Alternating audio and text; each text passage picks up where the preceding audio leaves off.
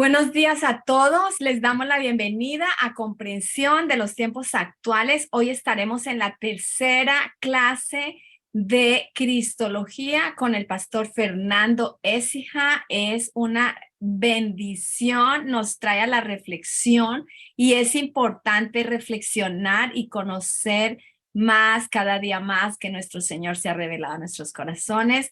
Le damos muchas gracias al pastor Fernando por su tiempo y, y, y su dedicación al estudio de la palabra para permitir la reflexión y la revelación de Dios en su vida, que la puede transmitir a nosotros. Entonces, muchísimas gracias, pastor Fernando, y lo dejamos con la clase. Bienvenido. Pues gracias una vez más por abrir estas posibilidades y esta plataforma de enseñanza y de juntos acercarnos a la reflexión, sí, a la reflexión y a la palabra de Dios, que tiene que estar continuamente provocando nuestra mente, para que provocando nuestra mente, incluso a veces ofendiéndola, tenemos que dejarnos ofender por Dios. A veces tenemos unos clichés, unos prejuicios preestablecidos y a veces escuchamos ciertas cosas que nos ofenden, sí, que nos ofenden, como los fariseos, pero a veces nos quedamos anclados en ciertas cositas y ¡wow! Podemos reaccionar, pero lo importante es, oye, parar y decir, oye, ¿será verdad? Y entonces dejar que esa palabra tenga su desarrollo, nos transforme, es en esa metamorfosis que habla ahí Romanos 12, y realmente comprobemos que realmente la palabra de Dios y Dios mismo, porque Dios en la palabra es buena, agradable y perfecta. Cristología. Indudablemente, si otra persona hubiera sido invitada para hablar de Cristología, hubiera abordado en estas 4 sesiones seguramente 4 temas diferentes, no lo sé. O algunas cositas pues tocaríamos en común, pero es tanto lo que no podemos ser minimalistas o reducir a toda esa pleroma de Dios a 4 sesiones o a un montón de sesiones. Dios siempre es mucho más grande. Ahora yo me quiero ceñir en ese sentido, ese primer acercamiento de las 2 clases, porque por decíamos el triunfo final de la verdad. Él es el verbo, Él es la palabra que se revela, es el conocimiento de Dios. Dios en un momento dado decide revelarse, darse a conocer, y es imposible darse a conocer sin comprensión, sin entendimiento, sin palabras, ¿verdad?, que definan conceptos o que se defina a Dios mismo. Entonces, ahí está la palabra, tan importante para Dios la comunicación y revelarse, que la propia palabra se hizo carne. Y como dice Juan ahí, es el verbo eterno que se hace carne, y al mismo tiempo es la luz que rompe las tinieblas, para que en ese rompimiento, en ese quebranto de ese ade de las tinieblas, entremos en la luz, en el conocimiento de Dios. Y hemos hablado, ahondando de la palabra, de la verdad, y cómo incluso la última clase, pues todo fue distorsionado cuando se introdujeron otras palabras, como queriendo reinterpretar a Dios, y sabemos que ahí surgió la mentira. Dios no necesita ser reinterpretado, Dios necesita ser obedecido, y su palabra es perfecta, sin añadir ni el más mínimo tilde, sin buscar otra definición que la que Él mismo ha dado. Y todo surge en esa fornicación, en esa adulteración de la palabra, y surgió desde el Edén, y por eso veíamos cómo se estropeó todo en esa perturbación de la palabra. Y en estas 2 clases el acercamiento que voy a hacer a Cristo es un poco diferente. Sobre todo la última clase, quiero que pensemos, que nos acerquemos a Cristo Jesús, y seamos capaces de ver qué es lo que Él hizo continuamente, cómo era Él, qué es lo que hacía de forma continua, acercándonos para seguir sus pisadas, acercándonos para seguir su ejemplo. Y va a ser un poquito un matiz diferente en la última clase. Y esta también, pues quiero que nos acerquemos, porque son tantos ángulos, tantos prismas. Por eso yo, como estoy dentro de la obra Iglesia Cuadrangular, pues a veces trata de eso, 4 ángulos, 4 lados, hablando de los 4 evangelios. Cada uno da una visión, una perspectiva diferente, desde un ángulo diferente, porque hay mucho que presentar a Cristo. Cristo puede ser presentado, no sé, desde una multiformidad, y todas ellas hablan de Él, todo apunta hacia Él, y todo al final termina y emana de Él. Entonces, bueno, una perspectiva un poco diferente. Entonces yo quiero hablar de Cristo, nuestro perfecto modelo y ejemplo. Lucas capítulo 3, versículo 21, aconteció que cuando todo el pueblo se bautizaba, también Jesús fue bautizado, y orando el cielo se abrió, y descendió el Espíritu Santo sobre él en forma corporal como paloma. Y vino una voz del cielo que decía, tú eres mi hijo amado, en ti tengo complacencia. Una voz del cielo, tú eres mi hijo amado, en ti tengo complacencia. Ahora esas palabras venían simplemente por el hecho, claro, era el Padre, era el Hijo, era esa relación dentro de la unidad perfecta de la deidad, o por qué. No, vamos a ver que Cristo Jesús de alguna manera se ganó ese reconocimiento y se lo ganó continuamente hasta el final. Pensemos en algo. Mateo capítulo 18, versículo 11. Dice, porque el Hijo del Hombre ha venido para salvar lo que se había perdido. Porque el Hijo del Hombre, Mateo 18, 11, porque el Hijo del Hombre ha venido para salvar lo que se había perdido. Igualmente Lucas 19, 10 dice, porque el Hijo del Hombre vino a buscar y a salvar lo que se había perdido. Fijémonos en los contextos de estos dos pasajes, no podemos leerlo todo, pero por ejemplo el contexto de Lucas me habla, Jesús dice esto tras la reacción de Zaqueo. Sabemos muy bien, Jesús está pasando por Jericó, ve a Zaqueo, oye, baja porque en tu casa quiero estar, y comiendo en su casa, no vemos que Jesús estaba ahí dándole la paliza y no sé qué, no, simplemente estaba comiendo con él. Claro, la cuestión es que, wow, se atrevió a entrar en casa de este publicano, de este Zaqueo, ¿no? Y entonces Zaqueo reacciona y dice lo que dice, oye, que voy a devolver a quien he defraudado, y si alguien robé le voy a dar, no sé, que creo que dice cuadruplicado, no sé, va a dar mucho más de lo que estaba obligado según la ley. ¡Wow! Esa reacción, ese sentido, y la gente se sorprendía. Entonces Jesús dice, tras esa reacción de Zaqueo, oye, es que yo he venido a buscar y a salvar lo que se había perdido. Pero fíjate que dice lo que y no a los que. No dice yo vine a buscar y salvar a los que se habían perdido, sino dice a buscar y a salvar lo que se había perdido. O sea, no apunta hacia alguien, sino apunta hacia algo. Y esto es muy importante y que lo entendamos. También en el contexto de Mateo, cuando Jesús dice también, y dice esto, es un contexto que empieza con, oye, una disputa, a ver quién es el mayor en el reino de los cielos. Jesús toma un niño y lo pone en medio de ellos, oye, si no os volvéis como niños, no entraréis en el reino de los cielos y toda esa. Y luego dice, oye, cualquiera que haga tropezar a uno de estos pequeños, más le valiera que se tomara una piedra de molino, se la atara al cuello y se lanzara al abismo. Oye, porque esto es serio. Y también dice en ese momento, fíjate la radicalidad de lo que Jesús está diciendo, que dice, si tu ojo te va a ser ocasión para, oye, para no poder entrar en el reino de los cielos, mejor te sacas el ojo. Si tu mano va a ser un problema, te la cortas. Fíjate qué radicalidad. Y Jesús está enseñando, cuidado, cualquiera que haga tropezar a uno de estos pequeños. ¿A qué se estaba refiriendo? Y luego dice, porque es que Jesús, ahí justamente en Mateo, dice, porque el Hijo del Hombre ha venido para salvar lo que apunta hacia algo, lo que se había perdido. Es interesante. Se está diciendo, claro, está hablando que va a venir a salvar a los que se han perdido. Entonces, claro, por eso va a buscar a estos pequeños. Pero ¿tú crees que esos pequeños estaban en asesinos, ladrones, violadores y que necesitaban salvación?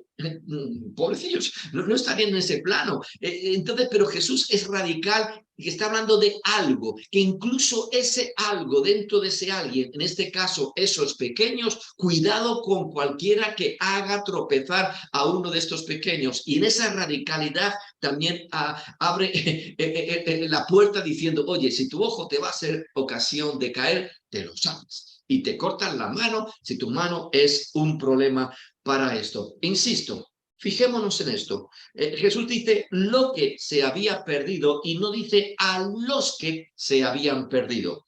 Pero tú me estás diciendo, pero oye, pero Fernando, pero al final es que Jesús vino a buscarnos a nosotros, vino a buscar al hombre. Sí y no. Vamos a ver, sí y no.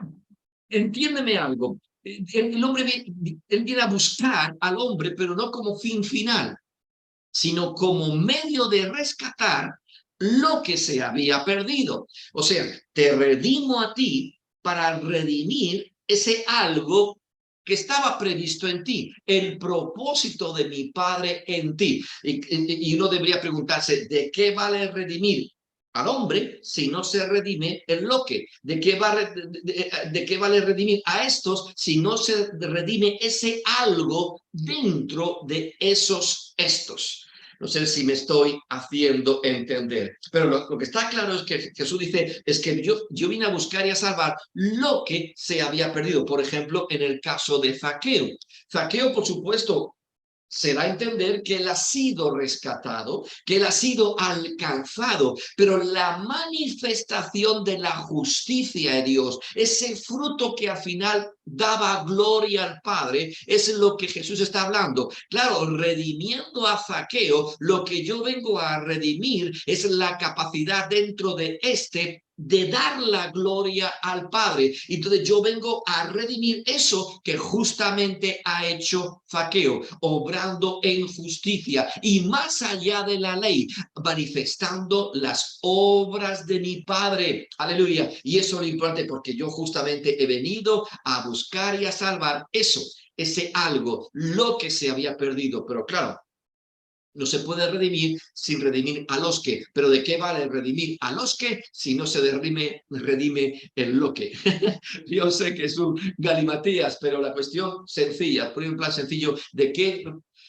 Lo pongo conmigo. ¿De qué vale redimirte a ti? O me pongo yo primero, ¿de qué vale redimirme a mí si no se redime el propósito de Dios?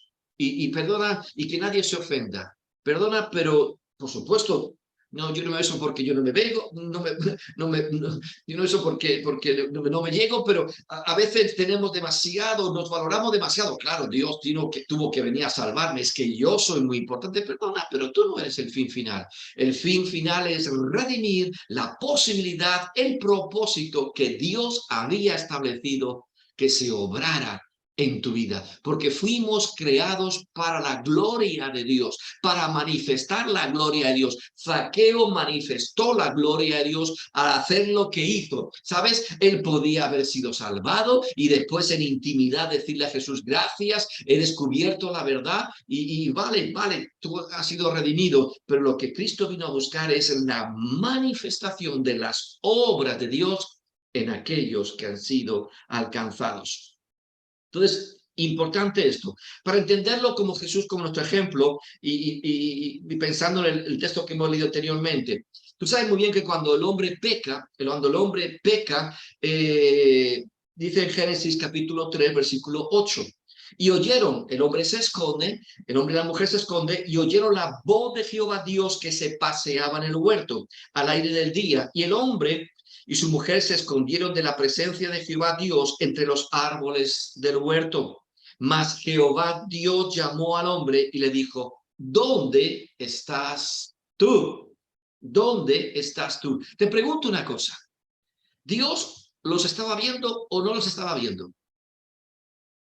Dios los estaba viendo o no los estaba viendo, o estaba jugando como hace decimos, uy, que estás ahí, pero como cuando a veces hacemos con un bebé, con un niño, cucú, aquel ya no me ves. ¿Y tú crees que que Dios estaba como ahí, bueno, voy a ver si con esto, a ver si reaccionas tú y sales del escondite? Te pregunto algo, Dios los estaba viendo cuando dice, ¿dónde estás tú? Yo te digo algo, Dios dejó de verlo. No, Dios no lo estaba viendo. Pero decir, que estoy aquí, pero que estaba aquí. No, Dios dejó de ver.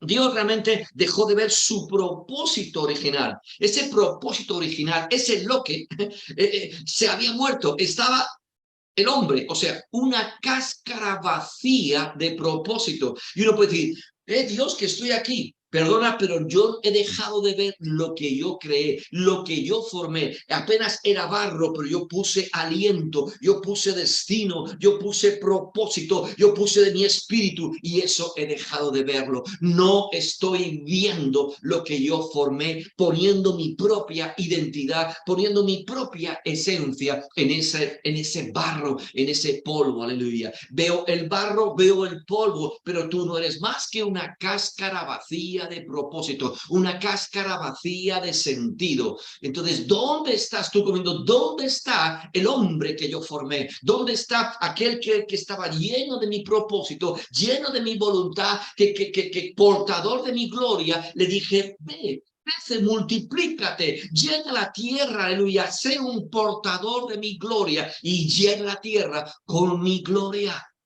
Aleluya. Entonces, Dios dejó de verlo, realmente dejó de ver lo que él formó y creó.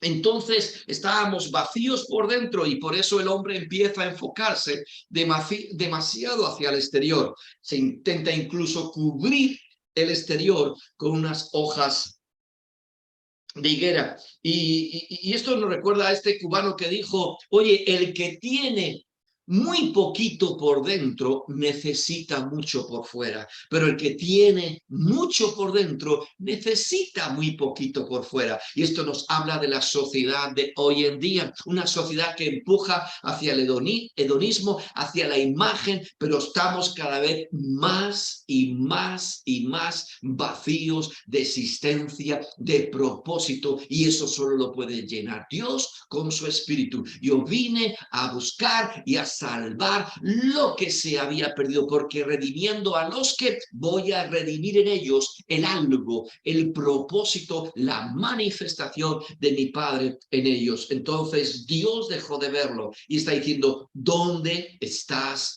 tú? ¿Dónde estás tú? Y le digo algo, yo creo que muchas personas, incluso dentro de la iglesia, siguen escuchando esta misma voz, porque no es cuestión de meterme aquí o es cuestión de hacer esto o aquello, es cuestión de manifestar las obras del Padre en nuestras vidas. Cristo Jesús viene a capacitarnos para que manifestemos a través de Él las obras del Padre, que glorifiquemos al Padre en la tierra, que acabemos su propósito, que nos movamos dentro de su voluntad.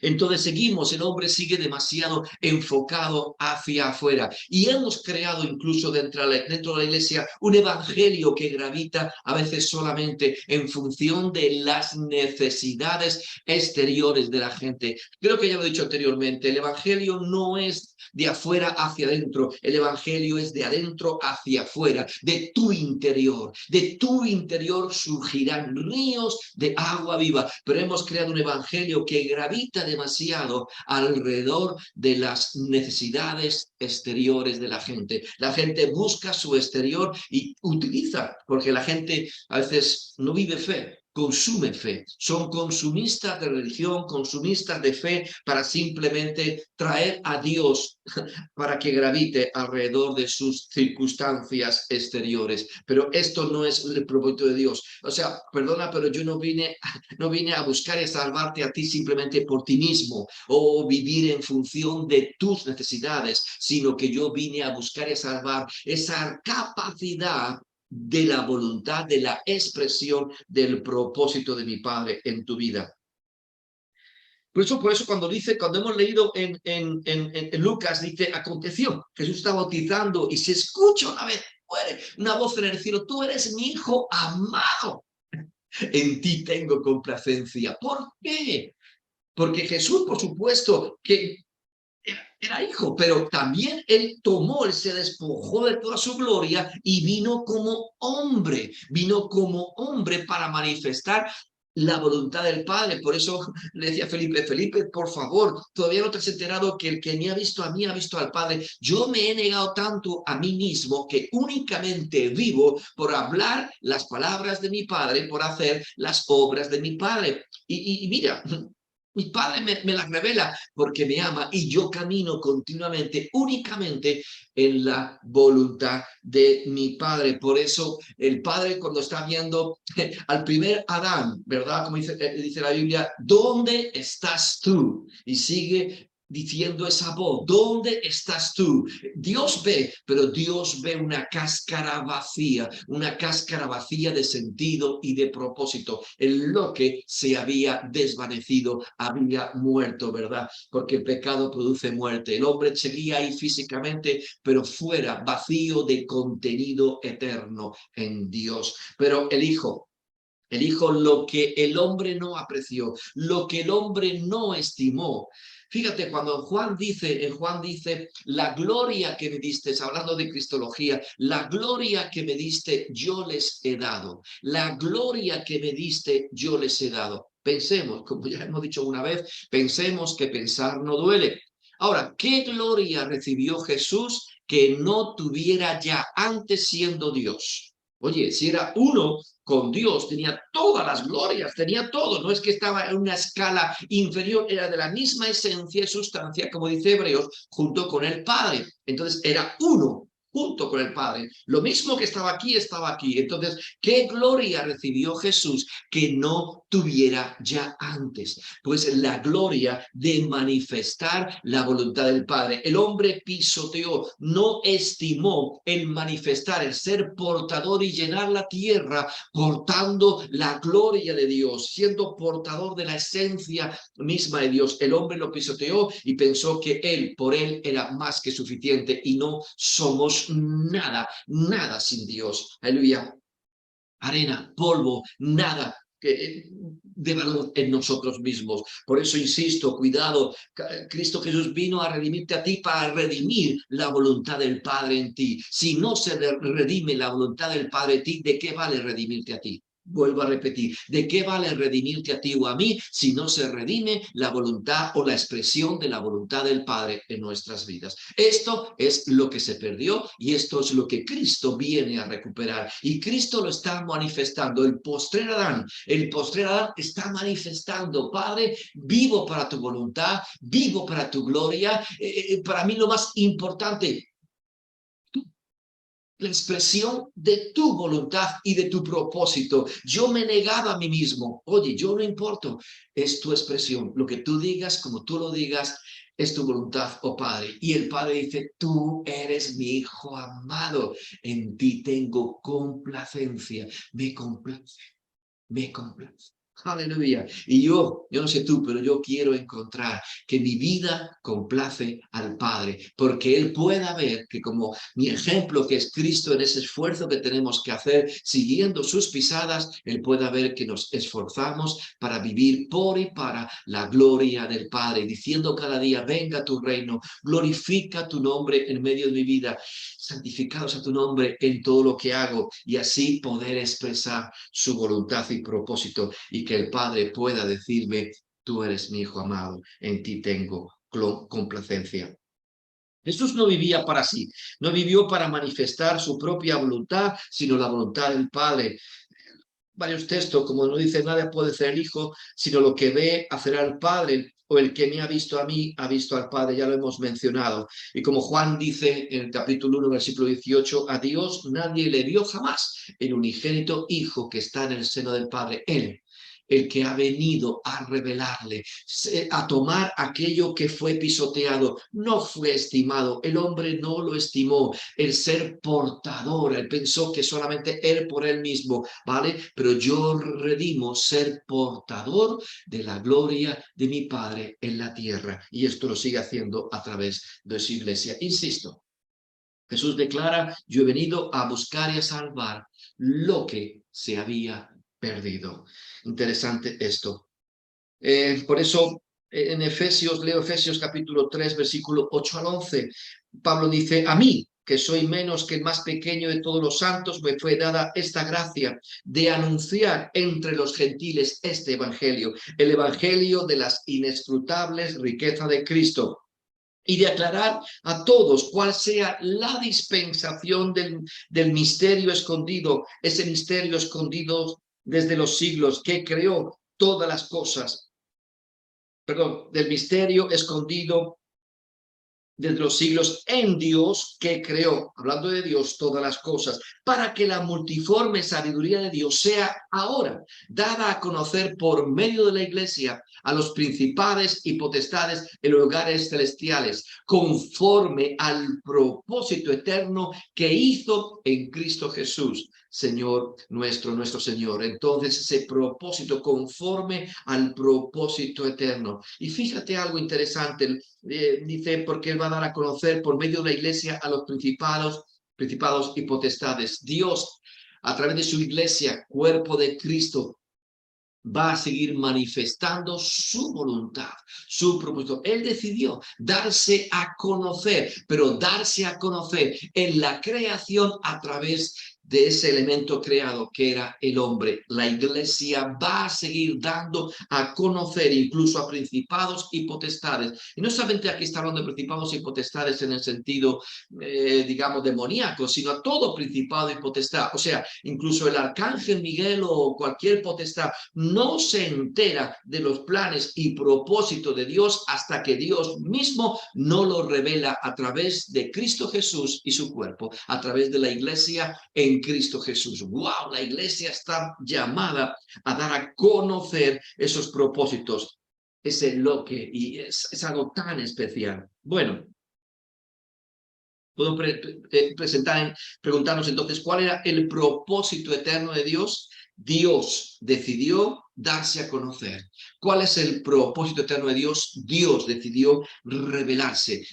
Cuidado, Dios estaba absolutamente no le faltaba nada, no estaba incompleto, no estaba, digamos, con ninguna tara psicológica y entonces, mira, necesito crearme un universo que, no sé, yo soy un poco hedonista y necesito que me... No. Cuidado, Dios era perfecto antes de la creación. Dios no necesitaba nada ni a nadie, pero lo cierto es que Él decidió revelarse, darse a conocer. Y esto es lo increíble.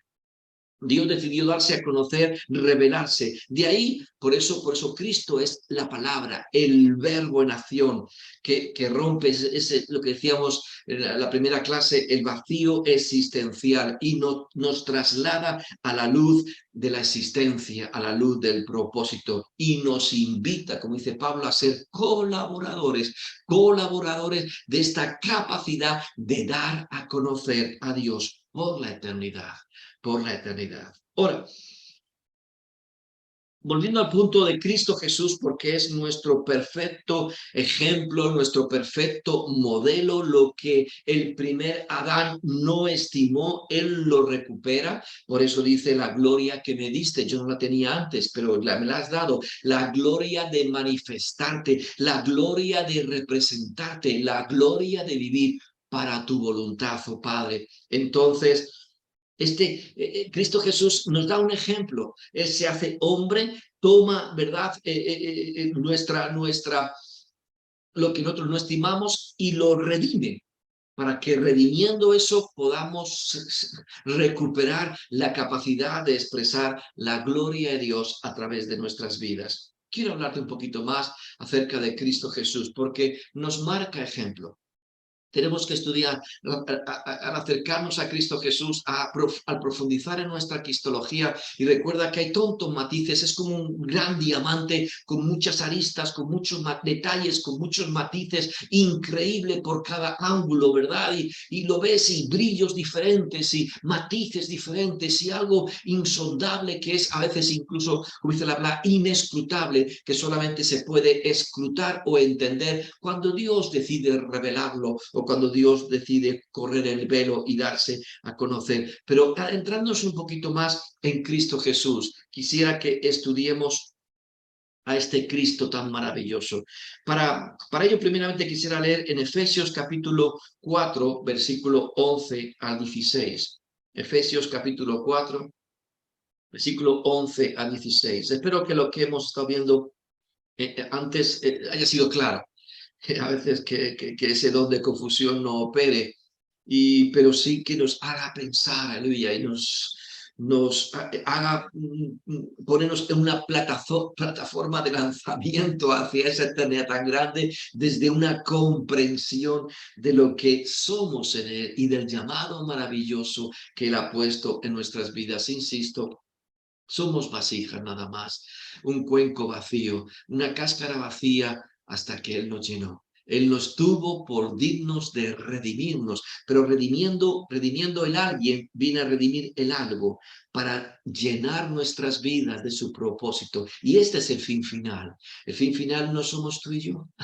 No es que, oh, te quiero tanto que te quiero tener en el cielo. Bueno, te voy a redimir, por supuesto, te amo, pero el objetivo final es que mi gloria sea lleno de la manifestación de mi gloria, y Dios viene a llenarnos. Es algo realmente increíble que Dios nos tenga por dignos de esto, y Cristo vino a redimirlo. Efesios capítulo 4, versículo 11 al 16. Y él mismo constituyó a unos apóstoles, a otros profetas, a otros evangelistas, a otros pastores y maestros. ¿A fin de qué? ¿A fin de qué? De perfeccionar a los santos para la obra del ministerio, para la obra del ministerio. ¿Cuál es la obra del ministerio? Decíamos hace poco, ¿cuál es el ministerio de la palabra? No es simplemente enseñar o predicar de vez en cuando, es lo que hablamos, y lo que hablamos, ¿a quién se lo hemos oído, verdad? Y aquí está hablando para la obra del ministerio. ¿Qué obra del ministerio? No es, bueno, yo es que soy cantante en la iglesia, o yo, no, mira, la obra del ministerio a la cual todos somos llamados es la manifestación de la gloria de Dios en nuestras vidas. La obra del ministerio, el ministerio eterno, apartados desde antes de la fundación del mundo, como vasijas preparadas donde Dios iba a depositar su gloria y que fuéramos portadores de su gloria. Esta es la obra del ministerio, y Cristo es nuestro ejemplo. Y ahí vemos los diferentes funciones que a veces, yo quisiera hago un paréntesis, cuidado, a veces hay tanta tontería con esto de la titulitis, ¿verdad? Dios no dio títulos a la iglesia, apóstoles y esto, Dios no dio títulos, dio funciones. Y a veces hay gente que tiene el título y no tiene la función, y hay gente que tiene la función, que está funcionando en esa función, y no se le reconoce el título. ¿Sabes una cosa? Dios no necesita. Él ha puesto en su cuerpo personas con funciones, y hay gente que desarrolla una función apostólica y está ahí apostólicamente enviando y siendo enviado y moviendo y abriendo brecha en esa dimensión apostólica, y a veces no ha reconocido, y muchos son reconocidos con la titulitis, con el título, y para nada tienen la función dentro del cuerpo o dentro del reino de Dios. Dios no dio títulos, dio funciones. Entonces, estas funciones están ahí, eso, para que funcionen, si no, ¿para qué están? Si no funcionan.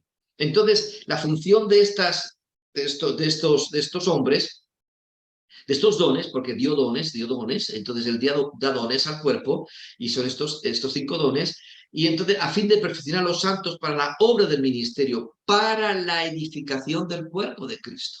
La obra del ministerio y edificación del cuerpo de Cristo, hasta que todos lleguemos a la unidad de la fe y del conocimiento del Hijo de Dios, una cristología profunda, a un varón perfecto, a la medida de la estatura de la plenitud, a la medida de la estatura de la plenitud de Cristo, para que ya no seamos niños fluctuantes llevados por doquiera de todo viento de doctrina, por estratagema de hombres que, para engañar, una vez más, el engaño, la distorsión de la palabra, emplean con astucia las artimañas del error o las artimañas de la mentira, fornicando la palabra, sino que siguiendo la verdad en amor, crezcamos en todo en aquel que es la cabeza, esto es Cristo, de quien todo el cuerpo, bien concertado y unido entre sí por todas las coyunturas que se ayudan mutuamente según la actividad propia de cada miembro, recibe su crecimiento para ir edificándose en amor. ¡Wow! Recordemos algo, Cristo es nuestro perfecto sustituto, Él tomó nuestro lugar, solamente Él podía hacerlo, el sacrificio pascual fue perfecto, fue nuestro sustituto ante la justicia de Dios, porque tú y yo merecíamos morir. La paga del pecado es muerte, pero Cristo el justo muriendo por los injustos. Él tomó nuestro lugar, fue nuestro sustituto. Ahora también es nuestro perfecto ejemplo. Ahora, recuerda algo, cuando es tu ejemplo no puede ser tu sustituto, o sea, no es siempre tu sustituto. En cosas va a ser tu sustituto, solamente Él lo puede hacer, pero después dice, ahora sígueme y sigue mi ejemplo, es mi ejemplo, o sea, tú tienes que hacerlo, tú tienes que ponerte al frente de liderando tu propia vida, siguiendo al maestro y siguiendo la estela de este postrer Adán que nos dejó un ejemplo maravilloso. Pensando en ese varón perfecto, hablando de perfección, Hebreos capítulo 5, versículo 8-9, hablando de Cristo Jesús, dice, y aunque era hijo, por lo que padeció, aprendió la obediencia, y habiendo sido perfeccionado, vino a ser autor de eterna salvación para todos los que le obedecen. Aunque era hijo, por lo que padeció, aprendió la obediencia. Cristo Jesús estuvo continuamente sometiendo su vida, incluso al final en el Getsemaní, pasa de nuestra copa, pero no mi voluntad, sino la voluntad tuya, oh Padre. Probado continuamente, a ver si se alejaba, pero desde el principio hasta el final escucharía, tú eres mi hijo amado, en ti tengo complacencia. No te has alejado ni lo más mínimo de la manifestación de mi voluntad y de mi propósito en tu vida. Y entonces, pero dice el versículo 9, y habiendo sido perfeccionado, vino, no antes, habiendo sido perfeccionado, vino a ser autor de eterna salvación. ¿Qué está queriendo decir el autor de Hebreos? Que yo creo que era Pablo, pero da igual. ¿Qué está queriendo decir el autor de Hebreos con esto de habiendo sido perfeccionado, vino a ser? ¿Está diciendo que Jesús en algún momento dado era imperfecto? Para nada. Para nada. No, Cristo Jesús nunca fue imperfecto, pero sí vamos a ver procesos. Es como cuando algo dentro de esas, no sé, uno puede pensar en una gran empresa, una gran industria, una metalúrgica que va tomando una materia prima y es perfecta desde que la toman, origen, pero van transformándola en diferentes procesos y hay diferentes controles de calidad y a cada proceso o a la culminación de cada proceso hay un examen y se sigue diciendo perfecto, perfecto, perfecto, perfecto, hasta que se llega al momento final, cuando ya se ha consumado el proceso final, desde la materia prima más básica hasta el elemento consumado y materializado y ya está terminado. Perfecto, perfecto, perfecto, perfecto. Cristo Jesús en ningún momento fue imperfecto, pero sí continuamente en esos procesos hasta alcanzar la plenitud de la voluntad del Padre, habiendo sido hallado perfecto, porque Cristo Jesús fue tentado continuamente para que se alejara de ese ¿cómo voy a buscar y redimir lo que se había perdido si yo también lo pierdo?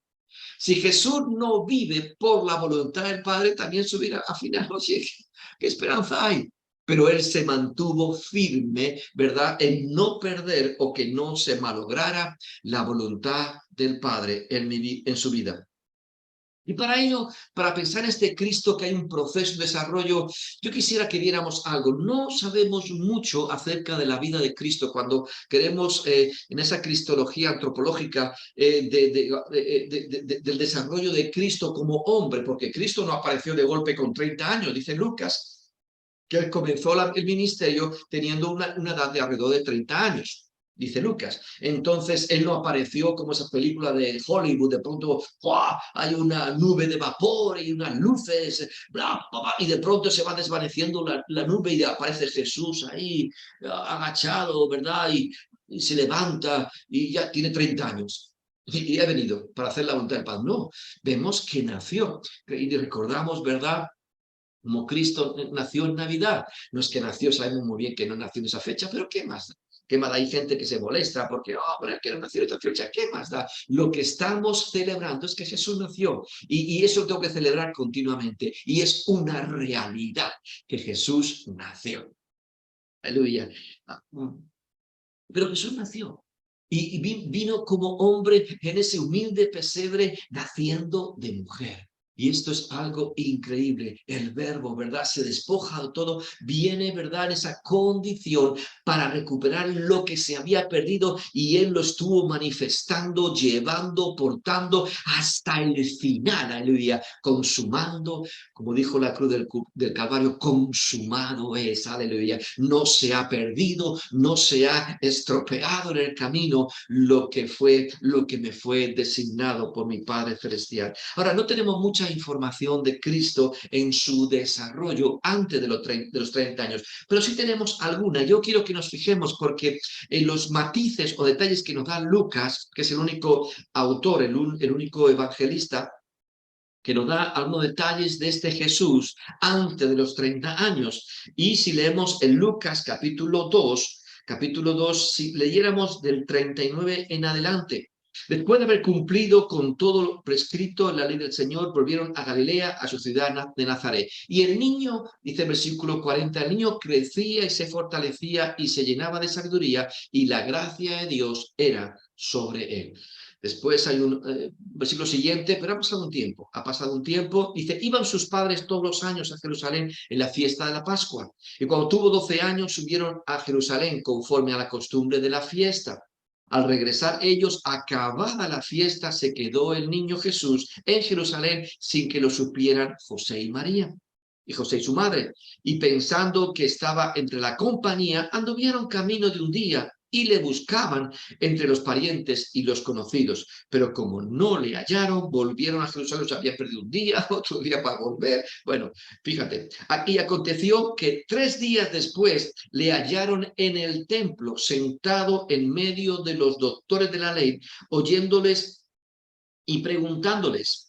Pero recuerda que el versículo 42 nos dice, y cuando tuvo 12 años, Jesús ya tenía 12 años. Y tú sabes que dentro del aspecto jurídico establecido por la ley, por la Torá y sí, todo lo que la Tanaj,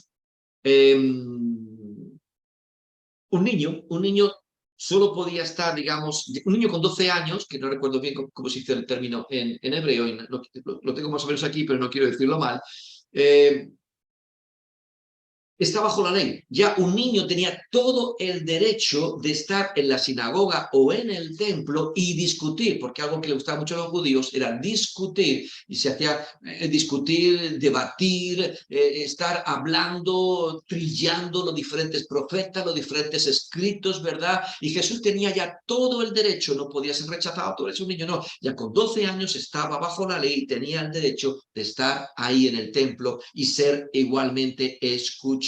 No se saltó ninguna costumbre, ninguna ley.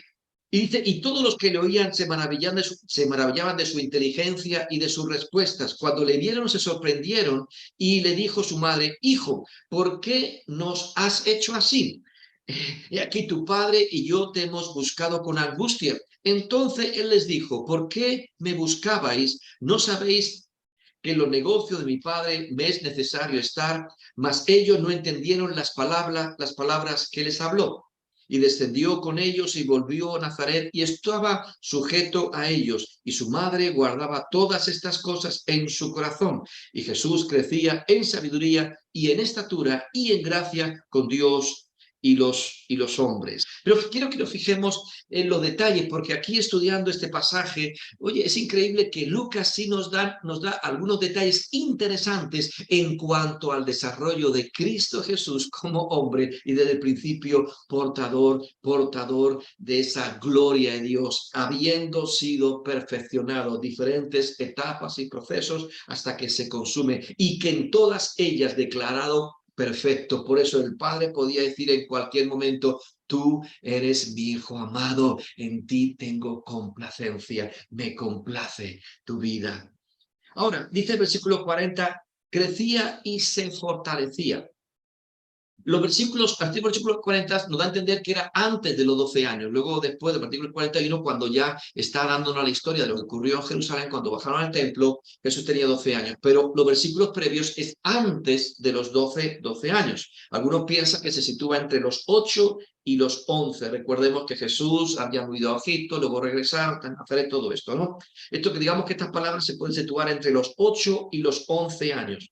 Ahora, la palabra que está traducida aquí como crecía, es la palabra griega eusanen, que implica justamente crecimiento biológico normal. Oye, cuando un niño, pues tú vas viendo que hay un desarrollo normal, como a veces nos gusta hacer, ponemos al niño en la marquita de la puerta y vamos viendo, hoy va creciendo. El problema es cuando vamos viendo que ha pasado 2 años y vemos que esto no crece, ahí nos preocuparíamos como padre. Pero aquí está viendo la palabra griega que se emplea es el desarrollo o el crecimiento biológico normal. Jesús estaba creciendo. Jesús estaba creciendo. Ahora, fijémonos en otras palabras que encontramos aquí. Jesús ya tiene 12 años, lo encontramos en el templo. ¿Y qué características nos da Lucas acerca de nuestro ejemplo de Cristo Jesús? Bueno, dice que se maravillaban de su inteligencia. Hemos leído el versículo 47. La palabra inteligencia aquí es la palabra griega sunesis, que literalmente significa poner junto. Por eso hoy día a los niños no se les quiere educar o sea, la forma cognitiva de enseñarles no es simplemente memorizar cosas, sino ese sentido de aprender a analizar. Oye, analizo esto, aprender a hacer análisis.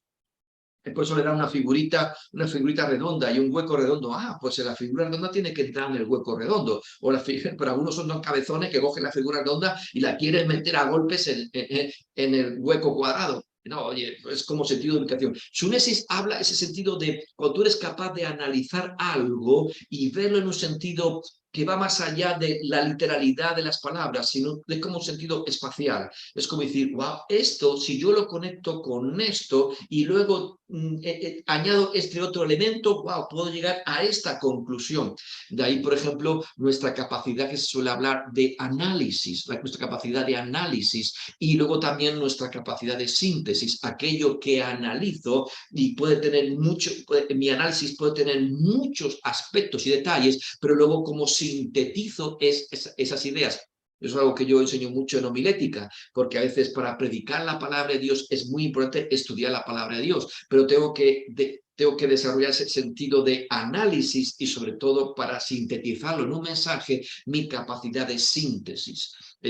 Porque a veces nos enredamos y no sabemos llegar, no sabemos sintetizar nuestras propias ideas o aquello que queremos enseñar. Entonces Jesús se maravillaba, yo creo que a lo mejor decía, oye, como Zacarías dijo no sé qué, y lo llevaba, y también el propio Moisés declaró no sé qué, y David en su salmo dijo no sé qué, pasando por lo que dijo Ageo, y llegaba a una conclusión, decían, wow, esa capacidad de unir, de poner una cosa junto a la otra, no estaban una junto a la otra en el sentido literal, no estaban escritos en orden, pero ese sentido espacial. Cojo esto, lo pongo junto al lado de esto y añado este otro elemento de este lugar y llego a esta conclusión. ¡Wow! Se maravillaban de su sunesis, de su inteligencia, de ese sentido interpretativo. Y eso es lo que tú y yo somos llamados, no simplemente a repetir como loros el Salmo 119, que es muy largo, pero de poder en un momento dado decir, wow, esa capacidad de interpretar los misterios, la palabra, y decir, wow, tal cosa con tal cosa, y tenemos el Espíritu Santo que nos guía a toda verdad para revelarnos, tomándonos de Cristo, que es la palabra, y hacernos entender, iluminando, trayendo luz a nuestra tiniebla interior, y de pronto, wow, podemos decir, Señor, lo veo, lo puedo. Aleluya, y qué importante desarrollar en nuestro interior esa sunesis, esa inteligencia. Colosenses habla justamente de inteligencia espiritual y tenemos que desarrollar inteligencia espiritual a través del conocimiento de la palabra, o sea, a través del conocimiento de Cristo Jesús mismo. Pero Jesús crecía, ¿verdad? Y estaba teniendo esa capacidad y le sorprendía. Ahora, también algo importante en esa característica de Jesús Vemos el versículo 49. Jesús dice, ¿no sabéis que en los negocios de mi Padre me es necesario estar?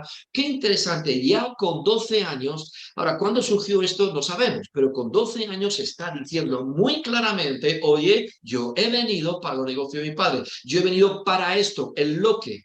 Y van a surgir otras cosas en el camino. Yo no me voy a distraer. ¿Cuántas veces nosotros, y yo no sé si estoy hablando a alguien que le ha pasado, Dios te ha dicho algo, un lo que muy claro y concreto, pero te has distraído en el camino, te has enfocado en otras cosas, has descuidado el lo que de Dios para meternos en lo que el mundo quiere ofrecernos y nos distraemos. Jesús no se distrajo en lo más mínimo, fue portador de la voluntad del Padre, de ese propósito eterno hasta que lo consumó. Estoy en los negocios de mi Padre, no estoy viviendo para mi propio negocio, no vivo para mi propia vida, yo no importo, yo he venido simplemente para manifestar la gloria de mi Padre. Y esto es algo increíble, un ejemplo para nosotros. Ya tenía una clara idea, está enfocado en eso. Y esto es muy importante. Mira, no sé, hay muchos detalles que se nos escapan en cuanto a Cristo, pero lo que nos deja entender, tú y yo tenemos que tener desde el primer momento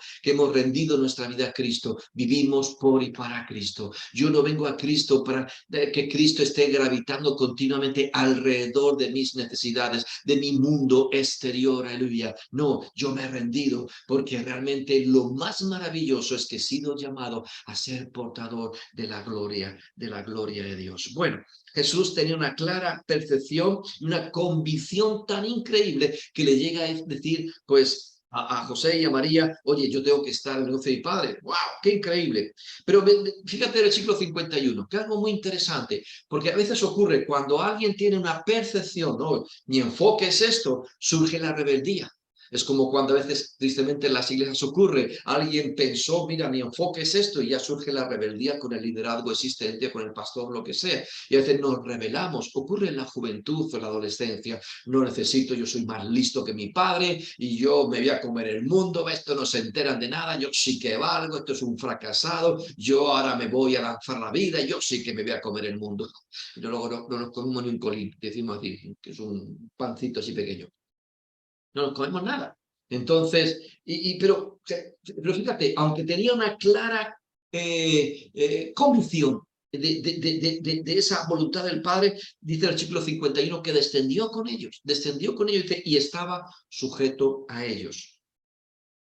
Cuando no hay madurez, porque de eso te voy a hablar, ese es el punto, madurez. Cuando no hay madurez, lo que surge es la rebeldía. Cuando no hay una clara una transformación y una personalidad como Cristo Jesús hacia una madurez correcta, surge la independencia, surge la rebeldía. No necesito. El hombre le pasó, no necesito a Dios. Bueno, no, pero Jesús nunca fue independiente. Su hora no había llegado. Con 12 años, fíjate, uno puede pensar, ¿por qué no siguió ya desde ese momento con 12 años? Venga, tiempo para predicar, tiempo. No, se va y desaparece 18 años. Desaparece, cuidado, hay un proceso de Dios. Él no se adelantó. Pasaron 18 años y estaba sujeto a ellos. Y es algo muy importante. Cuando alguien tiene una percepción, no tiene que surgir la rebeldía ni la independencia, sino aprender a entender los tiempos de Dios. Qué interesante esto. Pero luego dice el versículo 52, que es la misma palabra que aparece en el versículo 40. Cuando uno lo ve en el castellano, la misma palabra en el 40 que en el 52. Crecía. Pero es diferente palabra en griego. Yo te animo, en la medida de tus posibilidades, a intentar manejar, no hace falta que sepas griego en profundidad, pero tener ciertas herramientas hermenéuticas que te ayuden a qué hay detrás de esa palabra, porque lo siento, pero el Nuevo Testamento no fue escrito en castellano. No saben por qué, pero no. Fue en griego, como el Antiguo Testamento fue escrito en hebreo, y ambos tienen algunos fragmentos en arameo, pero fue escrito en griego. Y ver la palabra. la palabra, ¿no? Incluso, mira, por ejemplo, si tú buscaras todas las veces que es traducido padre en el Nuevo Testamento, pero son 5 palabras diferentes, al menos 5 palabras griegas diferentes con sus connotaciones diferentes. Bueno, si la palabra en el versículo 40 me hablaba de crecer, que era eusanén, crecía biológicamente normal, aquí la palabra crecía en el versículo 52 es la palabra griega prokopto. Procopto. Y esa palabra procopto significa crecer abriéndose camino. Es cuando algo está creciendo que se está abriendo camino. Me encanta. Wow, Jesús en el primer ve que se dice crecía, pero físicamente, ¿vale? Pero aquí, desde esos 12 años hasta los 30, Jesús se está abriendo camino hacia la voluntad del Padre. O sea, él seguía creciendo, pero creciendo ya mejor ya no tanto físicamente, aunque crecería también, pero sobre todo se estaba abriendo camino, haciendo camino hacia el cumplimiento de la voluntad del Padre. Increíble, abrirse camino. Dice que crecía en sabiduría y sabemos muy bien, eso no hace falta mucha traducción, pero sabiduría, recuerda, la sabiduría es la correcta aplicación de un conocimiento. ¿De qué vale tener conocimiento si no lo aplicamos correctamente? ¿De qué vale que Dios me dé revelación y me dé luz si lo pongo debajo de un almud o lo voy a poner debajo de la cama? Dios me ha dado revelación, conocimiento, para que cuando llegue el momento dado, a veces ocurren cosas y nos quejamos delante de Dios, y Dios nos dirá, oye, ya te di revelación, ya te di conocimiento, pero en vez de ponerlo en la lámpara de tu vida, que son tus ojos, en el candelero, lo has puesto debajo de la cama, debajo del almohad, y claro, cuando ha llegado la situación, el conocimiento no estaba donde debía estar, por lo cual te has equivocado, no has sido sabio, no has sido sabio porque no has aplicado correctamente un conocimiento que ya tenías. ¿Recuerdas cuando leíamos, dice que al que tiene se le dará más, pero al que no tiene, aún lo que tiene se le quitará? Y a veces tenemos, pero no aplicamos lo que tenemos, porque sabiduría significa la aplicación correcta de un conocimiento que ya está ahí. Jesús crecía, se abría camino y vemos como continuamente había la sabiduría de aplicar toda esa realidad de lo que era y lo que era en Dios. Esto es muy importante. Pero también algo que la palabra que realmente quiero machacar es la palabra que también aparece aquí en el versículo 52, dice crecía, dice en esa sabiduría y en estatura. Tú lees esto sin leer en el griego y tú piensas que está hablando, como en el versículo 40 ha hablado justamente de crecimiento físico, pues aquí sigue hablando de lo mismo, pero no. Aquí ya no está hablando tanto de ese crecimiento físico, que sí lo hubo, pero está hablando de unas características un poco diferentes. Hemos mencionado algunas, pero dice, y en estatura. Aquí la palabra estatura es la palabra eliquia. La palabra eliquia implica o se traducía como edad en el sentido de madurez. Edad de madurez. Tú sabes que hoy día se habla de varias formas de medir la edad. Está la edad cronológica, la edad física, oye, cuando uno nació o cuando uno pues en función de años que tenga y tal, pero también está, por ejemplo, lo que se habla edad de madurez. Y oye, a veces encuentras a personas que tienen 30 años y tienen una mentalidad de 15 años, y eso ocurre, lo vemos continuamente. Incluso se habla de edad de vitalidad, de vitalidad. Ahí tú ves a veces una persona con 50 o 55 años que trabaja ahí y ves a unos chicos de 18 años, 20 años que están ahí al lado y no son capaces de manejar el ritmo de esa persona de 55 años, le da lecciones, tiene una edad de vitalidad mayor que la de estos. No sé, es como hay diferentes factores y hay diferentes elementos, pero se habla mucho también dentro de la psicología de esa madurez o de alcanzar madurez. Y a veces ves que la madurez, digamos, psicológica no se corresponde con la madurez o con la edad cronológica. Y Jesús dice que crecía en estatura, en eliquia, y está hablando de edad mental, de edad de madurez. Había una perfección, algo que se estaba habiendo sido perfeccionado. No sé, es increíble. Me faltan matices. Lucas no me da mucha más información, pero lo que me está hablando que cuando Jesús, luego después en el capítulo 3 de Lucas, comienza su ministerio y dice que Jesús tenía como 30 años. ¡Wow! Aquí ha habido un desarrollo. Y en todo momento portador de la voluntad del Padre, abriendo abriéndose camino, procoto. Cuántas cosas no haría el enemigo para que Jesús no alcanzara su propósito, pero él se abría camino, habría distracciones, tentaciones, sí, fue llevado al desierto, pero recuerda que ahí dice, la palabra de Dios dice que se apartó de Jesús por un tiempo, o sea que Jesús, ahí está, porque el objetivo era apartarlo de la voluntad del Padre. El hombre en el pecado no murió físicamente inmediatamente, pero lo primero que murió, que es lo que quería asesinar, lo que quería destruir Satanás con la mentira y el engaño, era la capacidad de expresar la gloria de Dios en la tierra. En la tierra. Y eso quedó muerto.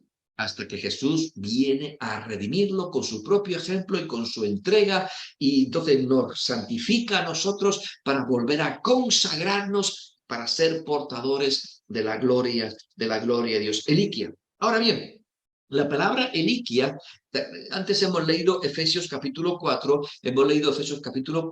del 11 al 16. Y una vez más, el versículo 13 quiero leerlo.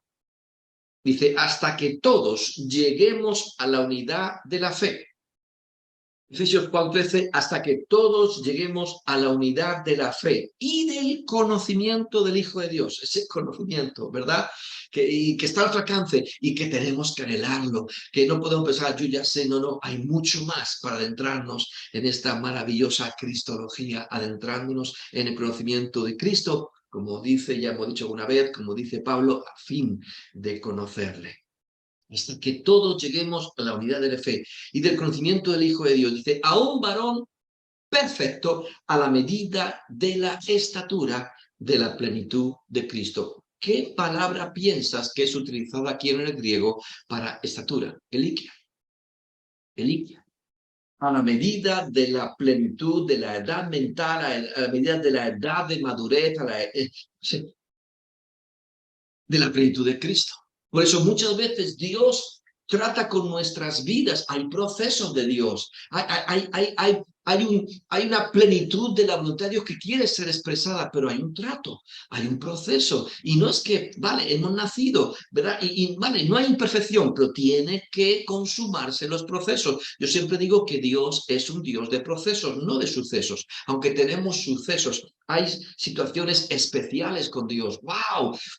Esa experiencia con Dios fue increíble, pero Dios no es un Dios de experiencia, Dios es un Dios de procesos y no de sucesos. Aunque, insisto, tenemos sucesos, tenemos experiencias increíbles con Dios, que a veces suelen ser los detonantes, suelen ser el alfa que nos va a guiar hacia el omega, el alfa que se inicia o que que propicia que se inicie un proceso de Dios, como atraernos, como algo. Pero Dios es un Dios de procesos y en cada uno de esos procesos poder ser declarados perfectos para que vayamos creciendo para alcanzar la plenitud de la voluntad de Dios en nuestras vidas, a la medida de la estatura, a la medida de la madurez. Y si pensáramos en madurez, tenemos que reconocer que a veces nos falta mucha madurez.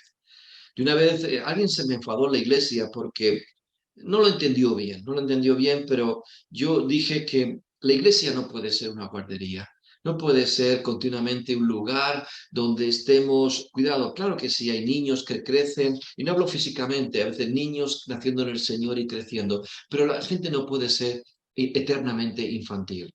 Es como cuando creo que es cuando dice, oye, yo quería darnos un filete y todavía tenéis necesidad de leche. Lo que está diciendo, y recuerda que cuando dice ahí, todavía tenéis necesidad de leche, no está diciendo, en aquel tiempo la cultura láctea no era muy grande. Lo que está diciendo es, todavía quieres pechito. O sea, allí en aquel tiempo no había Tetrabric, esas cosas, o leche empaquetada y nada de esto. La única forma de leche era a través del pecho. Y dice, tú todavía quieres pechito, todavía quieres ser un bebé, ay, que me cuiden, y tal. Y a lo mejor ya tienes, oye, tú te imaginas, no sé, las mujeres, yo quisiera que las mujeres se imaginaran dando de mamar a un tío con barba. No, por favor, ya no, ¿no? Y que tu hijo todavía tiene barba y quiere pechito. Oye, no, hombre, no, ya tienes una edad, tío. Y entonces a veces la iglesia se convierte o la convertimos en un lugar de lactantes, de gente que no madura y pasan años y pasan situaciones y pareciera que nunca se consuma un proceso. Porque, oye, hay procesos, pero tiene que haber progreso dentro de esos procesos. Dios es alfa y omega, que se van consumando procesos y en cada uno de ellos declarado, perfecto, vamos, vamos, porque hay un desarrollo por delante, hay un crecer en Cristo, hay una madurez que se tiene que ya no se puede estar, como a veces yo le digo a los líderes, de lo que de uno se espera, a otros se les exige. Oye, yo puedo esperar que un creyente nuevo a lo mejor pues no haga ciertas cosas o sí haga ciertas cosas, pero hay personas que ya no, yo no puedo estar esperando que como que debería ser normal, se les debe exigir y a veces uno tampoco no quiere estar con exigencias, sino oye, debería ser el fruto normal en tu vida porque entiendo que hay una madurez. Y ya digo, una vez yo digo, bueno, la iglesia no puede ser una eterna guardería. No estamos aquí para estar continuamente cuidando bebés, cuidando niños, pero a veces tenemos que reconocer, igual hay personas, hablando de mamás o lo que sea, que a veces postergan demasiado, por ejemplo, el destetar a un hijo. Ay, le gusta que dependa de ella y tal, y oye, pues no llega. Todo tiene su tiempo. Hay un momento que hay que ya destetar y hay que crecer hay niños, pero hay que ser padres y tal, y jóvenes y diferentes etapas en el desarrollo en Cristo Jesús. Pero tristemente cada vez hay más infantilismo. La iglesia yo veo que está demasiado infantilizada y tú sabes, por ejemplo, lo que no puede ser tener continuamente una guardería. La iglesia no puede ser una guardería donde cuidamos a bebés continuamente. Y tú sabes que, por ejemplo, la guardería cuando cuidan niños tú le pones un juego en marcha y el juego a lo mejor dura 15 minutos porque el niño no tiene capacidad de concentración, se dispersa enseguida. Entonces, algo que cada cuarto de hora tiene, vamos a hacer esto y ahora vamos a hacer aquello. Y cada ratito tienes que ir cambiándole algo porque el niño se dispersa, no se concentra, no tiene una capacidad de concentración más allá a lo mejor de un cuarto de hora o 20 minutos. Igual a veces ocurre. ¿Cuántas veces ha ocurrido en las iglesias? Uy, vamos a cambiar el programa o vamos a hacer algo diferente. Es que la gente ya pues, se nos aburre o se nos dispersa o no tienen capacidad de concentración. Claro, tenemos guarderías, tenemos gente infantil que quiere depender y también a veces en el ministerio, en aquellos que deben desarrollar esa función para hacer crecer a los santos, para que no dependan de nosotros, pastores, que no hagamos personas dependientes del ministerio, nos encantan que depende de nosotros. Uy, sin mí no eres nada. Oye, no, yo quiero enseñarte a depender de Cristo y solo de Cristo. No tienes que depender de mí, que algunos incluso se han atrevido a maldecir a aquellos que se quieren soltar de su ministerio, de su cobertura. ¡Qué tontería! Cuando realmente somos llamados a depender, a alimentarnos de Cristo, eres el pan de vida, a crecer según su imagen, seguir a Cristo y gracias a gracias a aquel que tuvieron esa función para hacerme crecer, para hacerme madurar, aleluya, y para ser independiente. Pero nos gusta tener a la gente ignorante para que así sea dependiente. Eso a veces lo que hacen los gobiernos, gente ignorante es gente dócil, gente ignorante es gente manipulable, gente ignorante es gente que la puedo manejar como quiera. Y esto es una tristeza. A veces convertimos esto en, wow, bueno, al que tiene oídos para oír, oiga. Pero Dios quiere que crezcamos y los ministerios están para que maduremos. Dice, hasta que todos lleguemos. No, un poquito, no, hasta que todos lleguemos. Vamos, chicos, hay que empujar. Hasta que todos lleguemos a la unidad de fe y del conocimiento del Hijo de Dios, a un varón perfecto, a la medida de la estatura, de la madurez mental de Cristo, como Cristo tuvo esa madurez mental para no apartarse nunca de la voluntad del Padre hasta que la consumó. Aleluya. Y esto es nuestro objetivo, madurez. Aleluya. Bueno, y podemos preguntarnos, ¿madurez en qué? Pues por supuesto, madurar en Él, en Cristo, en la palabra, en el verbo, en el conocimiento, adentrándonos. Esto forma convicciones, esto nos transforma, esto libera interiormente, esto trae luz en medio de nuestra oscuridad y nos lleva mucho más allá. Y bueno, podemos recordar ese eco, el eco de esas voces que nos dice más, alábese en esto el que se hubiere de alabar, en entenderme y conocerme que yo soy Jehová. Jeremías 9:24. Filipenses una vez más 3:10, a fin de conocerle, o hasta que todos lleguemos a la unidad de fe y del conocimiento del Hijo de Dios, ya lo hemos leído, o Efesios 1:17, para que el Dios de nuestro Señor Jesucristo, el Dios de nuestro Señor Jesucristo, el Padre de gloria, os dé espíritu de sabiduría y de revelación en el conocimiento de Él, creciendo, madurando en ese conocimiento, y el conocimiento de Él es el conocimiento de la verdad, esa verdad maravillosa. A mí me encanta cuando Pablo menciona en Romanos 8, hablando de la libertad gloriosa de los hijos de Dios. La libertad gloriosa de los hijos de Dios. Aquellos que han experimentado la verdad. Y la verdad me ha hecho libre. Que no me dejo atar de esto o de aquello. No me dejo atar de este o de aquel. Sino que vivo en esa libertad gloriosa de un hijo de Dios. Donde solamente vive dependiendo del Padre, con esa madurez perfecta en el Padre para el cumplimiento de que es la voluntad y el propósito eterno del Padre. Y esto sabemos que implica, como dice Romanos 12, 1 al 2, continua metamorfosis, un cambio continuo de la mente, donde hay ese culto racional y esa transformación de lo que somos, porque madurez implica eso, transformación mental, transformación de la mente, y para eso se produce ese culto racional. Hebreos 5:9, Jesús habiendo sido perfeccionado.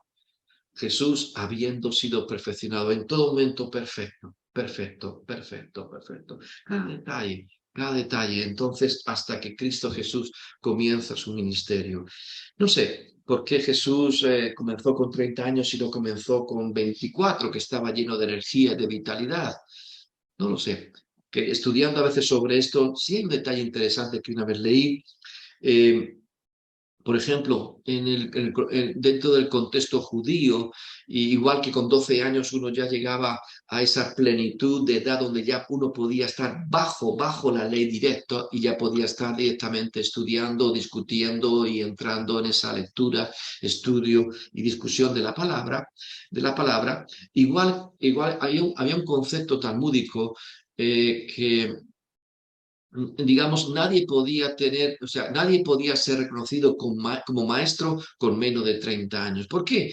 Porque sabemos que el concepto de sabiduría dentro de la palabra de Dios es sabiduría que te da la vida, es la sabiduría que te aporta a veces la madurez de la vida. Oye, sabes entonces por lo que has también vivido, no simplemente porque te has graduado de una super universidad y como eres súper inteligente has conseguido ese super título, cum laude con 18 años, pues ya puedes, ¿no?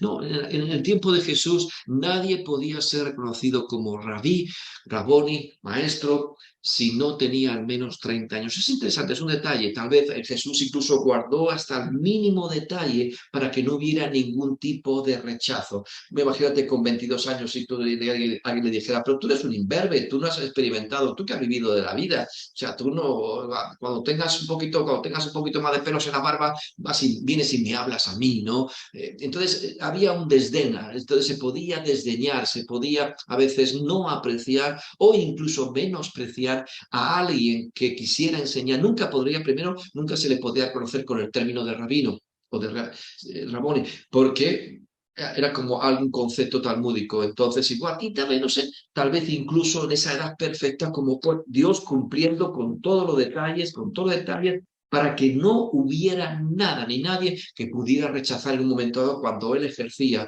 o venía a cumplir en todo aspecto la voluntad del Padre. Yo he venido a buscar y a salvar lo que se había perdido. Yo no lo voy a perder. Lo que el hombre no estimó, yo lo he recuperado. La gloria que el hombre no apreció, el Padre se la dio a Cristo. El postrer Adán la recibe y la aporta, ¿verdad? La redime para volver a ponerla en nuestros brazos. Nos redime a nosotros, cuidado, claro que sí, que Dios vino a buscarnos a ti y a mí, pero ¿de qué vale buscarnos, redimirnos a ti y a mí si no se va a redimir el propósito de Dios en nuestra vida? ¿De qué vale redimir eso? A si no se redime el loque de cada uno de ellos. Dios estableció un propósito. Fuimos llamados con propósito eterno en Dios. Aleluya. Aleluya. No sé por qué, pero a Dios le ha placido hacerlo así. Pues gloria a Dios. Pero entonces eso es lo que Dios viene a redimir. Pero algunos siguen escuchando. ¿Recuerdas cuando decíamos, ¿dónde estás tú? Yo creo que algunos, incluso dentro de las iglesias, el eco que sigue escuchando que sale de la boca de Dios, ¿dónde estás tú? Porque sigo sin verte. Ahora te quiere disfrazar, te has cambiado de hoja de higuera o piensas que ahora... Y es interesante, si tú estudias la higuera, el concepto como símbolo dentro de la palabra de Dios implica religiosidad. A veces nos queremos revestir de religiosidad, de algo exterior, no tiene que ser algo interior, desde tu interior, es la obra de Dios en tu interior, pero vivimos demasiado por lo exterior y eso es apariencia y eso podemos decir que es incluso hipocresía. Hipocresía es la imagen exterior que queremos vender, es la máscara que nos ponemos. Me pongo máscara de domingo, me pongo máscara de cristiano, pero no es una realidad interior, ¿no? Dios vino a transformarnos y Dios sigue diciendo a algunos, perdona, perdona, pero sigo sin verte. ¿Dónde estás tú? Lo único que veo es una cáscara vacía de propósito y de sentido, en el sentido de existencia en mí, según mi propósito y mi voluntad. Sin embargo, Jesús escuchó esta voz. Tú eres mi hijo amado, en ti tengo complacencia. Yo no sé tú, pero yo quiero escuchar esa voz. Yo quiero, y si alguna vez perciba que no estoy percibiendo ese eco, decir, Padre, ¿en qué me estoy equivocando? En estos procesos me estoy distrayendo, me estoy equivocando, porque desde el principio hasta el final uno quiere escuchar, tú eres mi hijo amado, en ti tengo complacencia. ¿Verdad? Nuestra vida le complace a Dios y está al servicio de su gloria. Bueno, Muchísimas gracias, pastores. Hija, realmente al principio empezamos, usted nos llama a la reflexión y terminamos con lo mismo, nos llama a la reflexión. Increíble lo que usted como comenzó esta clase y realmente a mí me hacía pensar en algo como la iglesia a veces hemos traído tanto la psicología que todo se centra en nosotros y no en el Señor. yeah. Eh, y yo creo que, no sé, pues sí, yo sé, la psicología tiene un poder muy grande en el mundo, en la escuela, en la educación, en todo, pero ha penetrado tanto a la iglesia que yo creo que se ha dejado mucho de predicar un mensaje como esto. Nosotros nacimos para darle la gloria a Dios, tenemos un propósito. Amén. Ese tema que usted dijo no es a los que se han perdido, sino lo que se ha perdido. Es como, wow. A mí me deja realmente con la boca abierta y realmente me hace pensar y me anima a buscar más del Señor para que mi vida dé gloria a Él. Y otra cosa, he estado leyendo un libro que tiene que ver con el espíritu de huérfano. Y lo último, como usted estaba cerrando y lo que está leyendo en Efesios, uno a veces en Cristo se siente huérfano, realmente, porque porque yo creo que tanto se ha predicado de la necesidad de la psicología, de todo eso, que nunca hay un terminar. Y la obra, la verdad, la obra santificadora es del Espíritu Santo toda la vida. Y Sí, es es el cierto. proceso de Dios en nosotros. Sí. Pero no lo pasamos en cosas y yo, y qué más, y limpiarme y hacerme. No, es Dios finalmente, es la obra de Cristo en nosotros. Y yo he estado orando últimamente mucho, casi como la salvación es un milagro, la santificación sigue siendo un milagro porque la obra del Espíritu Santo en nuestros corazones y todo lo que usted Sí. estaba hablando de la comprensión de la palabra, de cómo se hace entender, de poder realmente permitir esa luz en nuestros corazones. Realmente hay mucho que meditar y Yeah. que el Señor siga haciendo la obra. Gracias por traer esta palabra fresca a nuestros corazones. Gloria a Dios. Y yo sé que ahora el Espíritu Santo es más que suficiente. Yo creo que cuando nuestros corazones son inquietados, es como percibimos una llamada de Dios. Dios es tan increíble y le encanta. Él quiere revelarse, quiere darse a conocer y Es ir a Él y dejarnos sorprender. Yo creo que a veces se nos ha acabado la capacidad de sorpresa y para decir, "Ah, ya nos aburre, ya sabemos todo lo que va a ocurrir en la iglesia". Y esto dice, wow, Dios es muy grande, Dios es más maravilloso si nos capacita. Y dejémonos sorprender, dejémonos que brille una vez más de ese propósito, de esa gloria, de ese llamado, nos haga decir, vamos, qué privilegio el que Dios nos ha dado. Sí, muchas gracias, amén. Pastor, Amén, para gloria a Dios. cerrar, usted, por favor, puede orar por los oyentes y de acuerdo a lo que usted está enseñando, Claro que cerrar sí, con una oración. Ujú. sí, Señor. Señor, te damos las gracias, Señor, porque nos sentimos tan incapaces, Señor, nos sentimos a veces. Es algo tan increíble, Señor, y al mismo tiempo, pero Señor, es tu espíritu, el que nos toma de la mano, es tu espíritu, Señor, el que nos guía, es tu palabra, adentrándonos en ti, Señor, y dejándonos sorprender continuamente. Claro que sí, queremos ser como niños en el sentido de querer aprender, pero maduros, Señor, aleluya, para la aplicación, para no apartarnos del camino, Señor, en esa estatura que, Señor, perfecta, donde no nos vamos a desviar a derecha e izquierda y donde tu voluntad, oh Padre, se va a materializar. Yo oro, Señor, por cada persona que pueda estar aquí en directo o después en diferido, cuando se pueda poner en YouTube, Señor, que tú hables, que seas tú, Señor, inquietando, Señor, que seamos atraídos hacia ti, Señor. Y, Señor, gracias porque eternamente es algo que está abierto para nosotros, adentrarnos en esa plenitud que eres tú, Señor. Pero, Señor, queremos seguir tu ejemplo. Gracias por que tú eres nuestro perfecto ejemplo. Has abierto el camino, Señor, has andado ese camino y nos invitas a transitarlo, Señor, como diciendo, vamos, tú puedes, mi espíritu está contigo. Yo gracias por cada persona, las bendigo en tu nombre, Señor, que seas tú inquietando, Señor, y atrayendo, y Señor, que como María nos pongamos a tus pies, Señor, absortos, y como tú dijiste, estamos buscando la mejor parte y no nos será quitada. Aleluya, Señor, no queremos afanarnos, está como Marta de aquí para allá. Queremos ponernos a tus pies y ser seducidos, atraídos, Señor, por tu conocimiento y por todo lo que tú eres, Señor. Gracias y bendigo, Señor, cada vida en este momento y que seas tú glorificándote en cada uno de nosotros. Amén. Amén, amén. Muchísimas gracias, Pastor Fernando. Dios les bendiga.